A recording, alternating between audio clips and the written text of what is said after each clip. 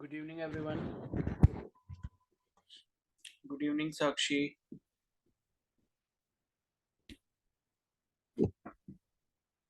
Good evening, Kashish. Good evening, Reshma. Good evening, Soumya. Good evening, Kamini. Good evening, Sanjana.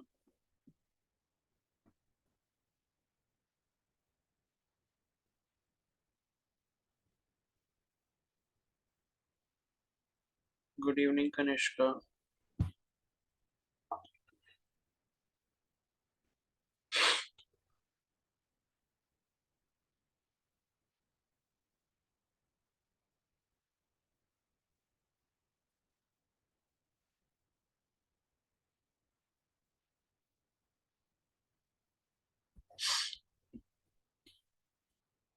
Good evening, Astha. Good evening, Diksha.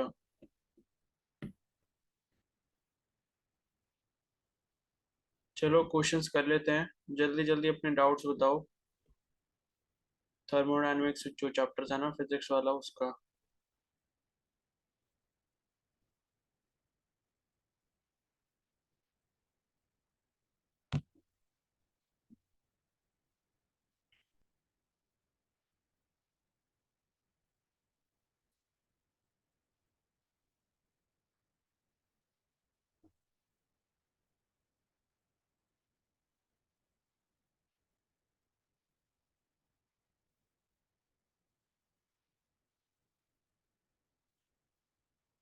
बताओ भाई जल्दी से।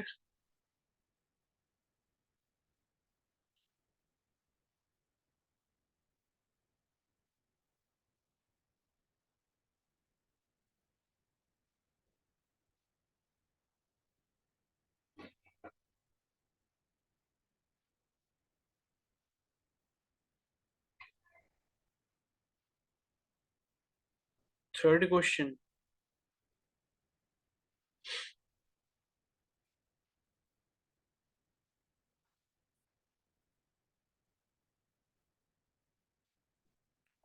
तो third question देख लेते हैं।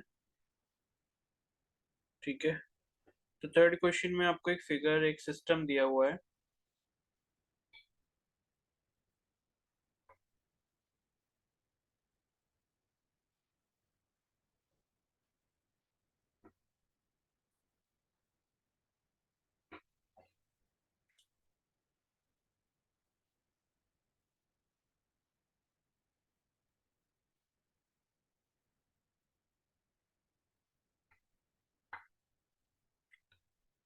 ठीक है। तो in the figure below two systems A and B are separated by an insulating fixed wall, that is adiabatic wall, and also insulated from surrounding by insulated wall। ठीक है। मतलब ये है कि इसके चारों तरफ जो ये वॉल्स हैं, ठीक है, यहाँ पर इसके बीच में वॉल है, सराउंडिंग के साथ जो वॉल है, सारी की सारी जो वॉल है ये कैसी है, एडियाबेटिक वॉल है।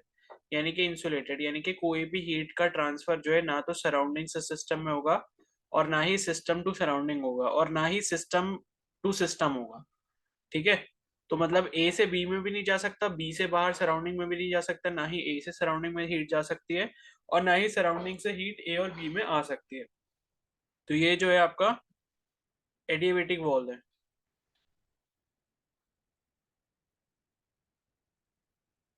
अब ये पूछा आपसे कि choose the correct option regarding above.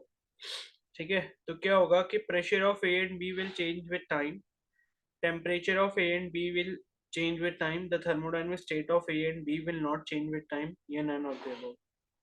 क्या होगा भाई इसका?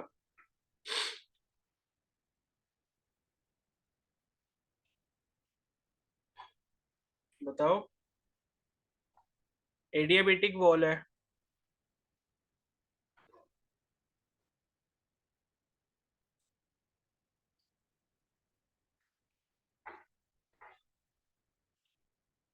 जब एडियाबेटिक वॉल है इसका मतलब क्या है कि आपका हीट का जो अमाउंट है, हीट ट्रांसफर नहीं होगी। मतलब क्या होगा कि टेम्परेचर चेंज नहीं होगा। ठीक है। और उसके बाद जो है, पहला जो पॉइंट है वो ये है कि प्रेशर जो है ए और बी का वो चेंज हो जाएगा टाइम के साथ। तो देखो, अगर टेम्परेचर यहाँ पर कांस्टेंट है, एडियाबेटिक वॉल का मतलब कि हीट एक्सचेंज नहीं हो रहा, तो जो टेम्परेचर पहले था, अगर मान लो यहाँ पर टेम्परेचर टी ए है और यहाँ पर टेम्परेचर टी बी है, तो ये टी ए और टी बी ही रहेंगे बाद में भी। क्योंकि इंसुलेटेड वॉल है, हीट का कोई ट्रांसफर हो नहीं रहा, तो टेम्परेचर कैसे चेंज हो जाएगा? और अगर टेम्परेचर चेंज नहीं हो रहा तो प्रेशर कैसे चेंज होगा? ठीक है, क्योंकि आपको पता है कि जो टेम्परेचर होता है, अगर टेम्परेचर बढ़ेगा तो प्रेशर बढ़ेगा, ठीक है, और टेम्परेचर अगर घटेगा तो प्रेशर क्या होगा? कम होगा। तो यहाँ पर जब टेम्परेचर में चेंज नहीं आएगा तो प्रेशर में भी कोई चेंज नहीं आएगा। और दूसरा है the temperature of A and B will change with time, तो ये चीज तो पहले ही हमने बोल दी कि टेम्परेचर चेंज नहीं होगा क्योंकि एडियाबेटिक वॉल है। और तीसरा जो है कि thermodynamic state of A and B will not change with time, ठीक है। तो इसका जो है सी वाला आंसर जो है वो करेक्ट हो जाएगा कि थर्मोडायनेमिक स्टेट जो है वो उसकी चेंज नहीं होगी, क्योंकि प्रेशर और टेम्परेचर जब चेंज नहीं हो रहा तो फिर वॉल्यूम भी चेंज नहीं होगा, ठीक है। क्योंकि आपने पढ़ा है वॉल्यूम का जो रिलेशन होता है प्रेशर के साथ वो क्या होता है? P is inversely proportional to V होता है, ठीक है। प्रेशर जो है अगर बढ़ेगा तो वॉल्यूम कम होगा, प्रेशर बढ़ेगा तो वॉल्यूम कम होगा, और प्रेशर कम होगा तो वॉल्यूम बढ़ेगा, ठीक है। तो अगर प्रेशर कांस्टेंट है तो वॉल्यूम भी चेंज नहीं होगा, वॉल्यूम भी कांस्टेंट रहेगा। तो जो कंडीशन PA VA है और PB VB है, यही कंडीशन आपकी बाद में भी रहेगी, टाइम के साथ चेंज नहीं होगी। तो इसलिए ऑप्शन सी जो है वो करेक्ट आंसर इसका हो जाएगा, ठीक है। और उसके बाद कौन सा कह रहे हो, एट्थ वाला? एट्थ वाला है according to zeroth law of thermodynamics, if two system A and B are separately in equilibrium with C, then क्या होगा भाई? जीरोथ लॉ ऑफ थर्मोडायनेमिक्स आप लोगों ने पढ़ तो रखा है। जीरोथ लॉ क्या कहता है? पहले पूछ ही लूं मैं, जीरोथ लॉ क्या कहता है। स्मृति बताओ जरा, जीरोथ लॉ क्या होता है?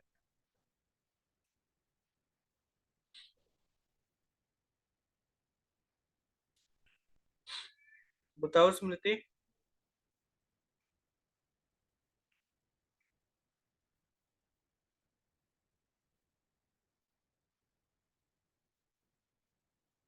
नहीं पता? तो भैया कैसे कर लोगे फिर आप क्वेश्चन, ये बताओ।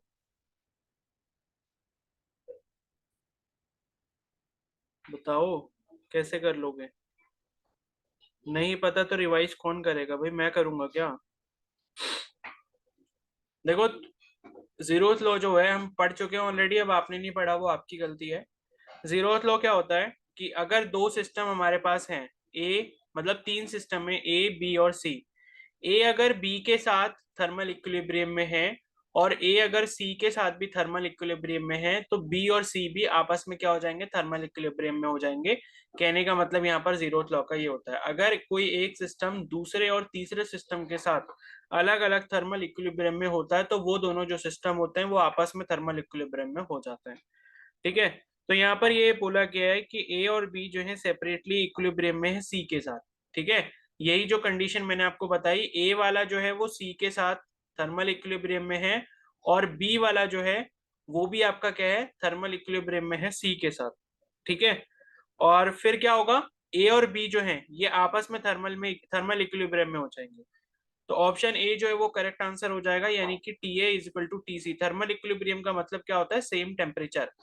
तो ए सी के साथ थर्मल इक्विलिब्रियम में मतलब टेम्परेचर जो ए का है वही टेम्परेचर सी का है, यानी कि TA = TC, ठीक है।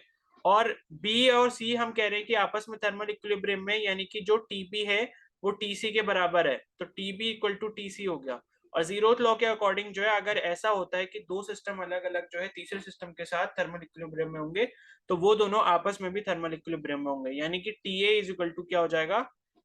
TB के बराबर हो जाएगा, ठीक है। तो ऑप्शन ए जो है वो इसका करेक्ट आंसर हो जाएगा। स्मृति जी थोड़ी पढ़ाई कर लो। अब इसके बाद कौन सा है? 16 17 14। चलो पहले 12 भी पूछा किसी ने शायद। 12 देख लेते हैं। The internal energy of a system could be changed, कैसे कर सकते हैं भाई? Extracting heat from the system by doing work done on the system, ठीक है। If the system do work on the surrounding या ऑल ऑफ द अबव, क्या होगा? कैसे चेंज कर सकते हो भाई? बताओ।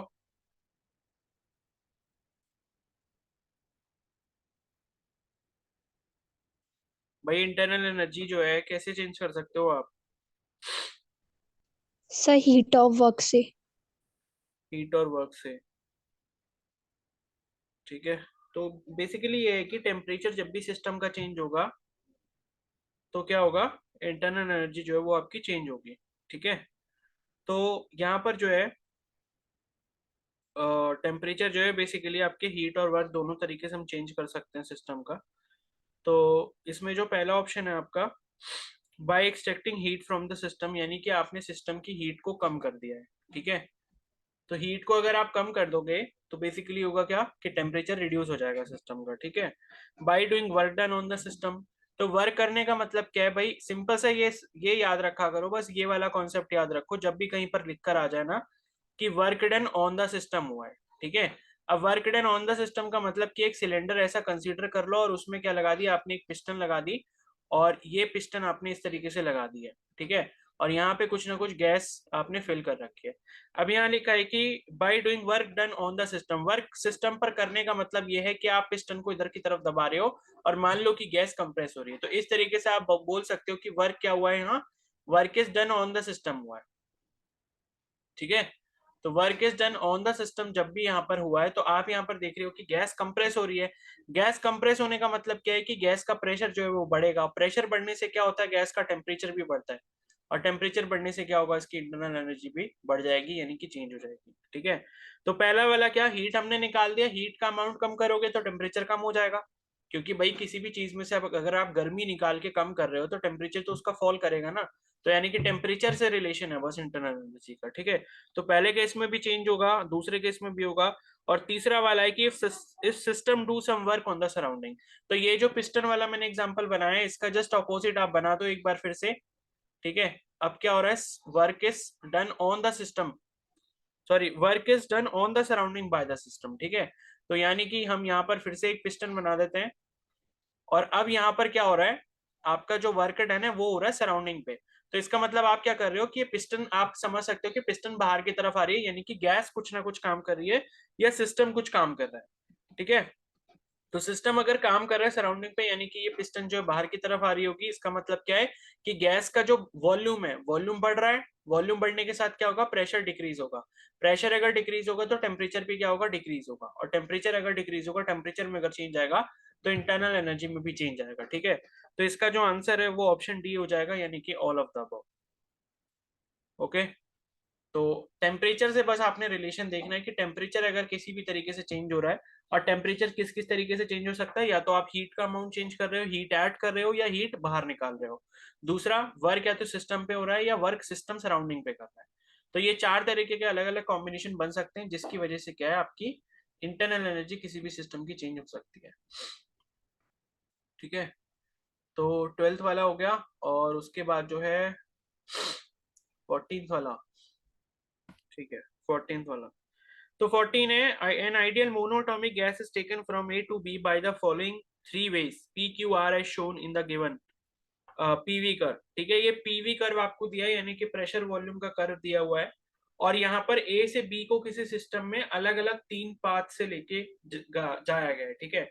मतलब इनिशियली जो गैस है वो किसी पर्टिकुलर अपने स्टेट वेरिएबल के कॉम्बिनेशन पे है पॉइंट ए पर। ठीक है। कोई एक गैस का सैंपल है, वो ए पॉइंट पर है। ए पॉइंट पर मतलब क्या है कि यहाँ पर मान लो कि प्रेशर P1 है, टेम्परेचर T1 है, और वॉल्यूम जो है V1 है, इस तरीके का। और उसको आप जो है बी पॉइंट पर लेके गए हो, यहाँ पर मान लो प्रेशर P2 है, वॉल्यूम V2 है, और टेम्परेचर T2 है। मतलब ये है ए और बी पॉइंट का मतलब ये है कि यहाँ पर जो स्टेट वेरिएबल की कंडीशन होगी वो अलग अलग होंगी, और इनको जो है अलग अलग रास्तों से ले जाया गया है। ठीक है। और प्रेशर वॉल्यूम कर्व जो है वो आपको यहाँ पर दिया गया है। ठीक है। तो टेम्परेचर ना भी मानो यहाँ पे तो कोई दिक्कत नहीं, क्योंकि प्रेशर और वॉल्यूम कर दिया है, तो प्रेशर और वॉल्यूम ही चेंज होंगे ए और बी पॉइंट पे। तो यहाँ पर ये लिखा है कि then amongst which of these ways the internal energy would be same. तो एक बात बताओ, इंटरनल एनर्जी भाई कौन से रास्ते पे जो है यहाँ पर सेम रहेगी? तो ये तो इजी क्वेश्चन है, इसमें क्या बताना था। अच्छा मेरे को ये बताओ, इंटरनल एनर्जी क्या स्टेट वेरिएबल है या नहीं है? यस सर, स्टेट वेरिएबल है। और स्टेट वेरिएबल की प्रॉपर्टी क्या होती है भाई? क्या वो पाथ कि सर डिपेंडेंट होता है या फाइनल, पाथ इंडिपेंडेंट होता है? बताओ। सर वो इनिशियल और फाइनल पे डिपेंड करता है। हाँ, तो इनिशियल और फाइनल पर डिपेंड करने का मतलब है कि वो पाथ इंडिपेंडेंट होता है। कोई भी स्टेट वेरिएबल की प्रॉपर्टी होती है कि वो क्या होता है, पाथ इंडिपेंडेंट होता है। ये चीज आपने ध्यान रखनी है, ठीक है। कोई भी स्टेट वेरिएबल अगर हमने किसी को भी कहा है कि ये पर्टिकुलर जो फैक्टर है या जो भी कैरेक्टरिस्टिक है गैस का या जो भी सैंपल हमारे पास सिस्टम का, अगर वो एक स्टेट वेरिएबल है तो उसे पाथ इंडिपेंडेंट होना पड़ेगा, यानी कि वो सिर्फ और सिर्फ इनिशियल और फाइनल पाथ, फाइनल पॉइंट पर ही डिपेंड करेगा। अब ये यहाँ पर बोल रहे हैं कि भाई इंटरनल एनर्जी जो है आपको क्या लगता है कि किस किस पाथ के थ्रू सेम होगी, ठीक है। तो देखो पी क्यू आर तीन पाथ आपको दिए गए हैं, लेकिन इनिशियल और फाइनल पॉइंट तीनों के सेम है। तो इसका मतलब है तीनों रास्तों से आप लेके जाओ, इस गैस की पोजीशन को चेंज करो P1 V1 से P2 V2, कोई फर्क नहीं पड़ेगा। इंटरनल एनर्जी जितनी आपकी आनी चाहिए बी पर उतनी ही आएगी, ठीक है। मतलब ये है कि आप पी वाले रास्ते से बी पॉइंट पर आओ, क्यू वाले रास्ते से आओ, मतलब ऐसे करके बने ना। ये मान लो कि ये तीन रास्ते हैं आपके पास, ये तीन रास्ते हैं इस तरीके से, ठीक है। तो ये पी वाला हो गया, ये क्यू वाला रास्ता हो गया, ये आर वाला रास्ता हो गया। तो कोई भी रास्ता से आप जाओगे तो कोई दिक्कत नहीं है, यहाँ पे इंटरनल एनर्जी जो है वो बी पॉइंट पर तीनों केसेस में सेम रहेगी। तो इसका आंसर जो है ऑप्शन डी हो जाएगा, for all the ways internal energy is same, ठीक है। तो स्टेट वेरिएबल कोई भी हो, चाहे वो इंटरनल एनर्जी हो, चाहे वो प्रेशर हो, वॉल्यूम हो, टेम्परेचर हो, ठीक है, कुछ भी हो, तो जो भी स्टेट वेरिएबल होगा वो आपका पाथ इंडिपेंडेंट होता है, यानी कि अगर उसकी फाइनल लोकेशन सेम है और आप किसी भी रास्ते को फॉलो करके आ रहे हो तो वो सेम ही रहेगा, ठीक है। तो इसका आंसर जो है ऑप्शन डी हो जाएगा। और इसके बाद जो है 16 वाला पूछा था किसी ने, 16 और 17। तो 16 है, a system is provided with 200 calorie of heat and the work done by the system on the surrounding is 40 joule, then its internal energy is, ठीक है। तो इसको कैसे करेंगे, तो हीट आपको दी हुई है, ठीक है। चेंज इन हीट आप मान लो डेल्टा क्यू की जो वैल्यू आपको दी है 200 कैलोरी दी है, ठीक है। अच्छा मधु जी ये बताइए कि एक कैलोरी में कितने जूल होते हैं, मधु बताओ।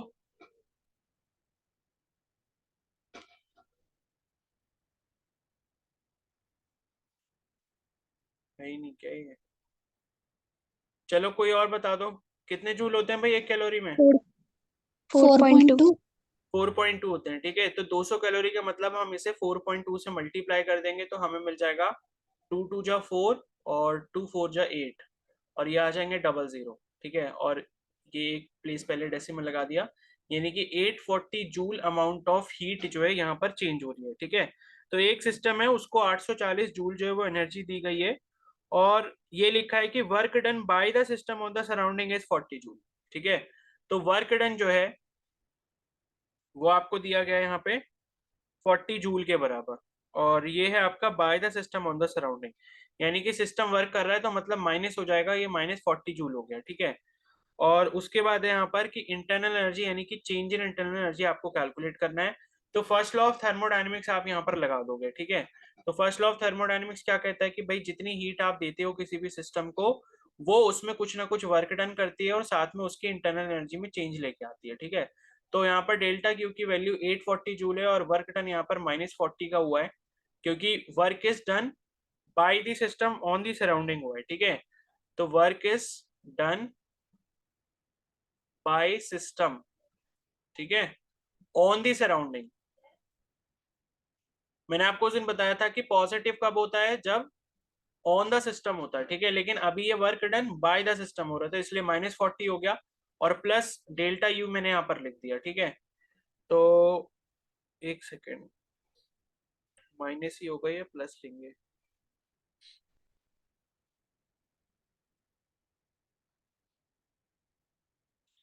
840 तो आंसर नहीं दिया ना।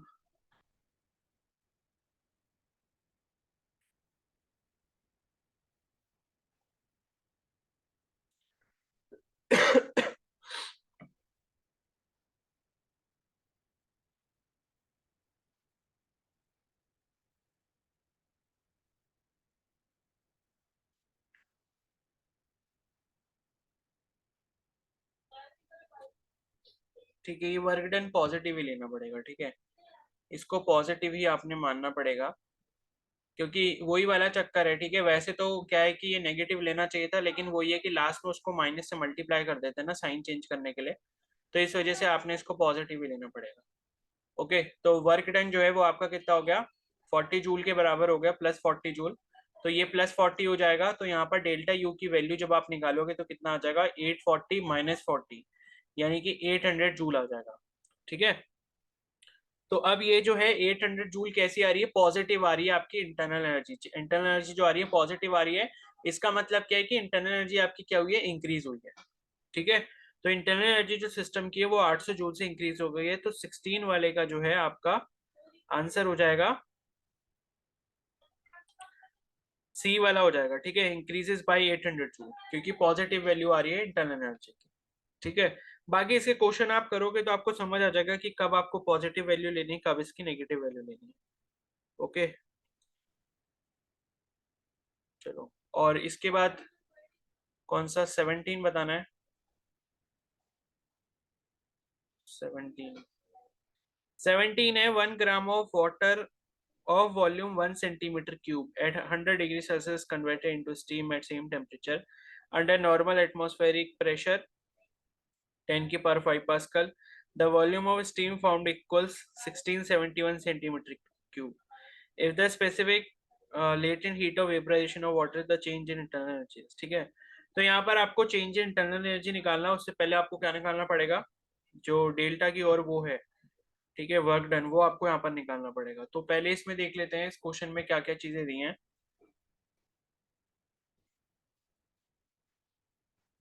तो यहाँ पर जो मास है वाटर का वो आपको दिया है 1 ग्राम, ठीक है। और उसके बाद जो है वॉल्यूम जो दिया है वाटर का वो कितना दिया है, 1 सेंटीमीटर क्यूब दिया है। टेम्परेचर 100 डिग्री सेल्सियस है, इसको जो है स्टीम में कन्वर्ट किया गया 100 डिग्री सेल्सियस पर ही। और प्रेशर जो आपको दिया गया है वो आपको एटमॉस्फेरिक प्रेशर ही दिया गया है, जो कि 10 की पावर 5 पास्कल के बराबर है, ठीक है। और volume of steam formed equals, ठीक है। तो ये जो वॉल्यूम था ये आपका वाटर का वॉल्यूम था, और यहाँ पर ये जो वॉल्यूम है ये स्टीम का वॉल्यूम है, ठीक है। तो ये है आपका 1671 सेंटीमीटर क्यूब। और specific latent heat of vaporisation, ठीक है। तो लेटेंट हीट ऑफ वेपराइजेशन ये आपको दी गई है, ये दी गई है आपको 2256 जूल पर ग्राम दी है, ठीक है। तो आपको ये बताना है कि चेंज इन इंटरनल एनर्जी यानी कि डेल्टा यू की जो वैल्यू वो कितनी होगी, ठीक है। तो अब इस क्वेश्चन को जो है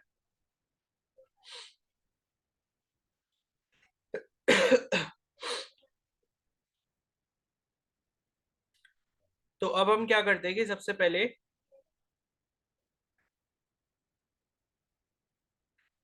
ठीक है, तो ये इसके लिए आपने जो चीजें पढ़नी थी वो पिछले चैप्टर में पढ़ रखी है ऑलरेडी। तो आपने यहाँ पर जो फॉर्मूला लगाना है वो लेटेंट हीट वाला लगाना है, ठीक है। लेटेंट हीट का फॉर्मूला क्या पढ़ा था हमने भाई, एमएल वाला जो फॉर्मूला था, जिसमें लेटेंट हीट हमने दो फॉर्मूले पढ़े थे ना, ठीक है।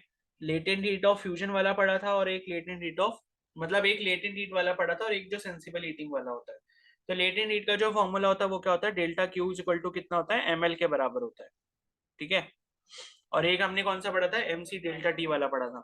तो ये वाला जो फॉर्मूला है वो हम यहाँ पर यूज करेंगे, डेल्टा क्यू की वैल्यू जो है वो एमएल के बराबर होगी।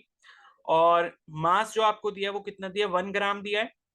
और एल की जो वैल्यू दी है लेटेंट हीट की वो आपको 2256 जूल पर ग्राम दी है। तो ये भी ग्राम है, ये भी ग्राम है, इसलिए यूनिट को चेंज करने का यहाँ पर कोई भी फायदा नहीं है, ठीक है। तो ये ग्राम है और वो पर ग्राम है, तो आपस में यूनिट कैंसिल हो जाएगी, यानी कि डेल्टा क्यू जो आपको मिलेगा वो जूल के टर्म्स में मिलेगा। तो वो आपको मिला 2256 जूल। तो डेल्टा क्यू की वैल्यू जो वो आपको इतनी यहाँ पर मिल गई, ठीक है। अब इसके बाद जो है हमें क्या निकालना है, वर्क डन निकालना है, और उसी के बाद क्या लगाएंगे, हम फर्स्ट लॉ लगाएंगे। तो हमें क्या मिल जाएगा, चेंज इन इंटरनल एनर्जी मिल जाएगा। तो अब जो है आपको जो वर्क डन निकालना है, वर्क डन के लिए आपको फॉर्मूला पता है, pressure into change in volume होता है, पी इंटू डेल्टा वी या पी डीवी जो आप पढ़ते हो, ठीक है। तो वही फॉर्मूला हम यहाँ पर लगाएंगे, प्रेशर की वैल्यू आपको दी है, और चेंज इन वॉल्यूम आप कैसे निकाल लोगे, वॉल्यूम ऑफ वाटर दिया और वॉल्यूम ऑफ स्टीम दिया है। तो चेंज कैसे निकल जाएगा भाई, दोनों को आपस में सब्ट्रैक्ट करके, ठीक है। तो इनिशियल वॉल्यूम जो है वो आपका 1 सेंटीमीटर क्यूब है, जो कि वॉल्यूम ऑफ वाटर है, और फाइनल वॉल्यूम जो है वो वॉल्यूम ऑफ स्टीम है, जो आपका 1671 सेंटीमीटर क्यूब दिया हुआ है, ठीक है। तो अब इसको निकाल लेंगे, कैसे निकालेंगे? तो पहले मैं यहाँ पर चेंज इन वॉल्यूम निकाल लेता हूँ, डेल्टा वी कितना हो जाएगा, V final minus V initial हो जाएगा। और वी फाइनल किसका है? स्टीम का है। और वी इनिशियल किसका है? वाटर का है। तो स्टीम का आपको जो दिया है वो कितना दिया है? 1671 सेंटीमीटर क्यूब, ठीक है। माइनस वॉल्यूम जो वाटर का यहाँ पर दिया है वो कितना दिया है? 1 सेंटीमीटर क्यूब दिया है। तो ये कितना हो जाएगा? 1670 सेंटीमीटर क्यूब हो जाएगा। अब इसको क्या करेंगे? मीटर क्यूब में चेंज कर लेंगे, क्योंकि प्रेशर की वैल्यू जो है वो आपको पास्कल में दी है। तो इसको आपको ऐसे यूनिट में चेंज करना पड़ेगा ताकि वर्क डन जो है वो आपको जूल में मिल पाए, ठीक है। तो 1670 जो है ये सेंटीमीटर क्यूब हो गया। अब जरा मेरे को कन्वर्ट करके बताओ, ये 1670 सेंटीमीटर क्यूब कितने मीटर क्यूब के बराबर होगा? जल्दी से बताओ, कितने से मल्टीप्लाई करेंगे?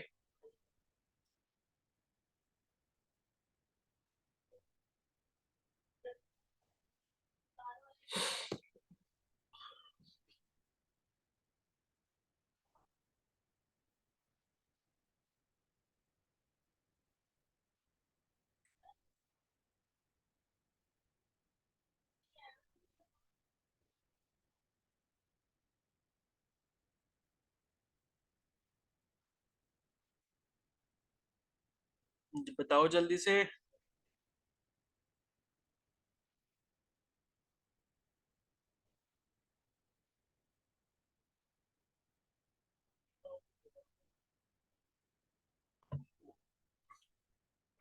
कामिनी बताओ, कनिष्का।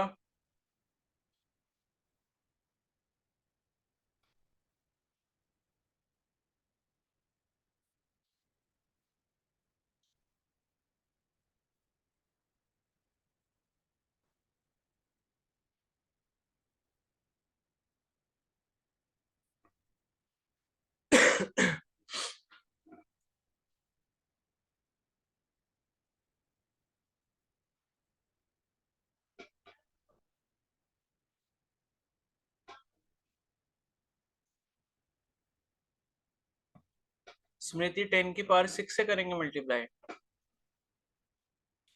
मतलब आप एक छोटी यूनिट को बड़ी यूनिट में कर रहे हो कन्वर्ट, तो आप 10 की पावर 6 से क्यों करोगे भाई?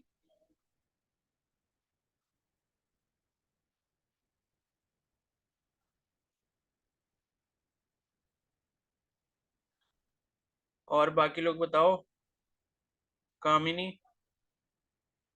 कनिष्का, साक्षी।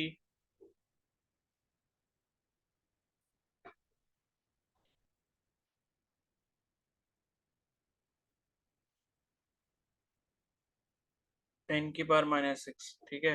बाकी जो नहीं कर पा रहे फिर देख लो अपनी हाल। 1670 इंटू 10 की पावर -6, ये आपका मीटर क्यूब में चेंज हो जाएगा। अरे भाई 1 सेंटीमीटर में कितने मीटर होते हैं? 10 की पावर -2 मीटर होते हैं। तो अगर आप दोनों तरफ क्यूब करोगे, इसका क्यूब करोगे और इसका क्यूब करोगे, तो कितना आएगा? 1 सेंटीमीटर क्यूब की जो वैल्यू कितनी आएगी? 10 की पावर -2 की पावर 3 कितना हो जाएगा? 10 की पावर -6 मीटर क्यूब हो जाएगा। ये तो सिखा रखा है। तो 1670 इंटू 10 की पावर -6, ये आपका क्या आ गया? चेंज इन वॉल्यूम आ गया, ठीक है। और प्रेशर की जो वैल्यू वो आपको कितनी दी थी? 1 इंटू 10 की पावर 5 पास्कल, ठीक है। तो 1 इंटू 10 की पावर 5 पास्कल ये दी हुई है। यहाँ से अब हम क्या निकाल लेंगे? वर्क डन निकाल लेंगे। तो डेल्टा डब्ल्यू की जो वैल्यू वो कितनी हो जाएगी? चेंज इन वर्क डन, वो हो जाएगा पी इंटू डेल्टा वी, ठीक है। तो प्रेशर की वैल्यू दी है 10 की पावर 5, डेल्टा वी की वैल्यू कितनी हो गई? 1670 इंटू 10 की पावर -6, कितना हो गया? तो ये कितना आ जाएगा? ये 10 की पावर 5 है, ये 10 की पावर -6 है। टोटल करेंगे कितना हो जाएगा? 5 - 6 यानी कि 10 की पावर -1 हो जाएगा। तो 1670 इंटू 10 की पावर -1 हो गया। और 10 की पावर -1 का मतलब क्या है? कि ये आप 10 से डिवाइड कर दो, 1670 डिवाइडेड बाय 10, नीचे आके 10 की पावर 1 बन जाएगा। तो ये एक जीरो से एक जीरो कैंसिल हो गया, आंसर कितना आ गया? 167 जूल आ गया। अब ये क्या है? हमारे पास वर्क डन आया है, ठीक है। ये वर्क डन आ गया। अब उसके बाद हम क्या लगा देंगे? First law of thermodynamics. तो फर्स्ट लॉ जब हम इसमें लगाएंगे तो क्या होता है? First law, delta Q is equal to delta W plus delta U. तो जो भी हम यहाँ पर हीट सप्लाई करते हैं वो वर्क डन में चेंज हो जाती है, प्लस कुछ ना कुछ इंटरनल एनर्जी में चेंज लेकर आती है, ठीक है। तो यहाँ से हमें क्या निकालना है? डेल्टा यू की वैल्यू निकालनी है। तो डेल्टा यू कितना हो जाएगा? Delta Q minus delta W हो जाएगा। तो डेल्टा क्यू यानी कि इंटरनल ये जो चेंज इन हीट है वो हमने निकाला था ऊपर ml से 2256 जूल है, ठीक है। तो 2256 ये हो गया माइनस डेल्टा डब्ल्यू अभी आपने कैलकुलेट करा है 167 जूल, दोनों जूल में इसको सब्ट्रैक्ट कर देंगे कितना आ जाएगा 2256 और 167, तो 16 में से 7 गया बचा कितना 9, और 14 में से 6 गया 8, फिर उसके बाद 1 में से 1 गया 0, फिर 2, 2089 आ जाएगा। ये आ गया आपका चेंज इन इंटरनल एनर्जी, ठीक है। तो कौन सा ऑप्शन हो गया इसका 17 का बी वाला हो गया। तो इसमें आपने क्या करा, पिछले चैप्टर का कॉन्सेप्ट यूज करा और फर्स्ट लॉ ऑफ थर्मोडायनेमिक्स इस्तेमाल कर लिया। आ गया समझ में सभी को?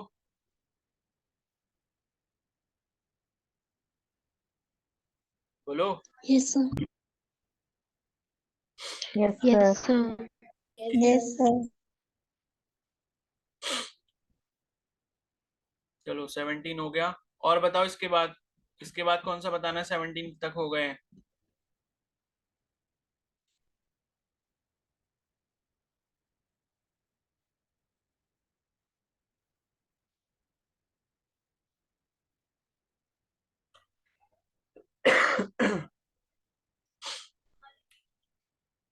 एटीन वाला, a sample of 0.1 gram of water at 100 degrees Celsius normal pressure requires 54 calorie of heat energy to convert to steam at 100 degrees Celsius, ठीक है।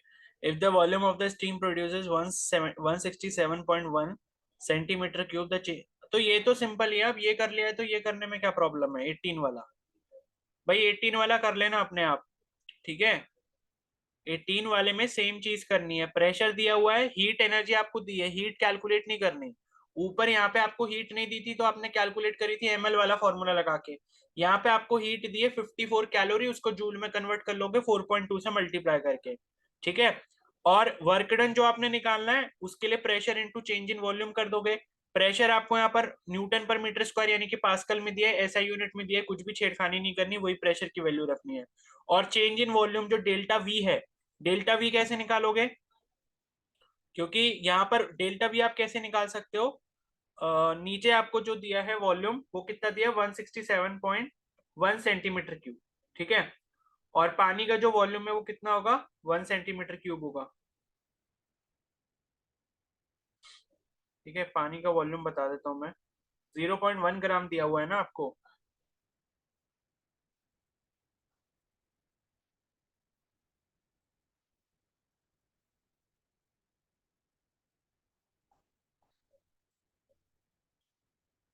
ठीक है। देखो पानी का जो वॉल्यूम दिया है वो आपको एक तो स्टीम का वॉल्यूम दिया हुआ है, तो वॉल्यूम ऑफ स्टीम यानी कि तो फाइनल वॉल्यूम हो जाएगा जो कि 167.1 सीसी, सीसी का मतलब क्या होता है सेंटीमीटर क्यूब, ठीक है, इसी को हम सीसी बोलते हैं।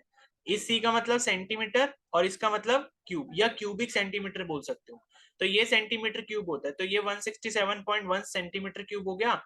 और उसके बाद इनिशियल वॉल्यूम जो है वो आप कैसे निकालोगे, यानी कि वॉल्यूम ऑफ वाटर जो है वो कैसे निकालोगे, 0.1 ग्राम आपको क्वांटिटी दी हुई है, तो ये आपका 0.1 सीसी के बराबर होगा। अब ये कैसे होगा, क्योंकि आपको ये पता होना चाहिए कि भाई जो पानी की डेंसिटी होती है ग्राम पर सेंटीमीटर क्यूब में वो कितनी होती है, इतनी होती है 1 ग्राम पर सेंटीमीटर क्यूब, ठीक है। यानी कि इसका मतलब क्या होता है, डेंसिटी ऑफ वाटर ये होती है आपकी किसमें, सीजीएस वाली यूनिट में। वैसे अगर ऐसा यूनिट में देखोगे तो क्या होती है आपकी 1000 केजी पर मीटर क्यूब होती है। तो अब इस चीज का मतलब क्या है, इस चीज का मतलब ये है कि 1 ग्राम पानी जो है वो आपका होता है 1 सेंटीमीटर क्यूब। तो अगर ये 0.1 ग्राम पानी है तो उसमें कितने क्यूबिक सेंटीमीटर होंगे, कितने होंगे 0.1 होंगे, ठीक है। और अगर इसी को आप एसआई यूनिट में बोलो तो इसका मतलब क्या है कि 1000 किलो पानी आ सकता है 1 मीटर क्यूब के अंदर, ठीक है। आ गई बात समझ में? तो इस कन्वर्जन को यूज करके इनिशियल वॉल्यूम में फाइनल वॉल्यूम आपके पास दिया हुआ है, और दोनों को सब्ट्रैक्ट करके डेल्टा वी निकाल लोगे, और डेल्टा वी को आप किससे मल्टीप्लाई कर दोगे, प्रेशर से मल्टीप्लाई कर दोगे, आपको किसकी वैल्यू मिल जाएगी डेल्टा डब्ल्यू की। और डेल्टा क्यू आपको पहले से क्वेश्चन में दिया हुआ है, और उसके बाद फर्स्ट लॉ ऑफ थर्मोडायनेमिक्स लगाओगे तो आपको जो है चेंज इन इंटरनल एनर्जी मिल जाएगा।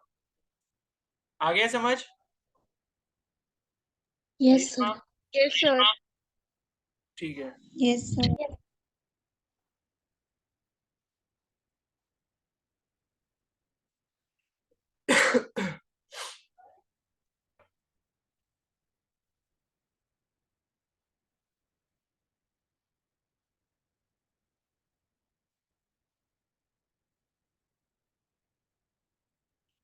नेक्स्ट वाला है 310 जूल हीट रिक्वायर है, मतलब 25th वाला, और आपको क्वांटिटी दी है गैस की और फ्रॉम टेम्परेचर दिया है 25 to 35, और ये बोला है कि अगर कांस्टेंट वॉल्यूम पर आपको ये करना पड़े तो आपको कितनी हीट एनर्जी यहाँ पर इस्तेमाल करनी पड़ेगी। ठीक है, तो इसको जो है आप, इसमें भी आप वही फॉर्मूला लगाओगे स्पेसिफिक हीट वाला। ठीक है, तो स्पेसिफिक हीट वाला फॉर्मूला आपको पता है, डेल्टा क्यू की वैल्यू जो कितनी होती है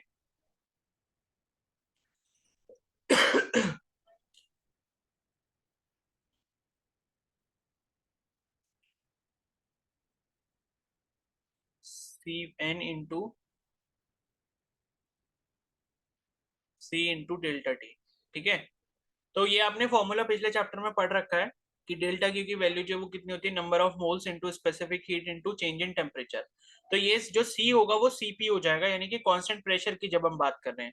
तो ये डेल्टा क्यू की वैल्यू आपको 310 दी हुई है, एन की वैल्यू, नंबर ऑफ मोल्स की वैल्यू 2 दी हुई है, और यहाँ पर टेम्परेचर जो है वो आपको 35 माइनस 25 कर दोगे। ठीक है, तो यहाँ से डेल्टा टी मिल जाएगा, यहाँ से आप क्या निकाल लोगे, सीपी की वैल्यू निकाल लोगे।